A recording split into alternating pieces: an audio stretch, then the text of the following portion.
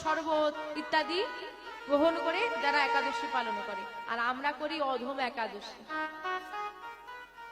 মানে ফলমূল আমরা খাওয়া দাওয়া করি। একাদশীর অনেক রকম খাবার হয় বাবা, সেগুলো খাবে দয়া করে কেউ। ওই রুটি পরোটা লুচি যেন মহোৎসব লেগেছে না। যাই হোক, একাদশীর দিন বাবা উঠে বলছে, বিহারি কি বলো বাবা? দেখ বাবা, আজকে তো একাদশী, প্রভুকে তো অন্য কিছু দিতে পারবো না, এখন তাড়াতাড়ি করে আগে রন্ধন করে প্রভু সেবার ব্যবস্থা করতে হবে। তুই এক কাজ কর বিহারি, তুই চলে যা, গরুটা নিয়ে চলে যা, আমি সময় মতো প্রভুকে সেবা দিয়ে প্রসাদ যেন আমি তোর কাছে পৌঁছে দেবো, নিয়ে চলে যা। আচ্ছা বাবা, তাই হবে। বিহারি চলে গেছে। এবার বাবা একাদশীর দিন একটু ভক্ত সেবা, তাই তো ভক্ত সেবা দিয়ে, গোবিন্দকে সেবা দিয়ে সব করতে করতে ভুলেই গেছে বিহারির কথা। বিহারির কথা ভুলে গেছে। এবার যত বেলা যায় বিহারি নিস্তেজ হয়ে পড়ছে। আর ছেলে মানুষ কি আর খিদে সহ্য করতে পারে গো?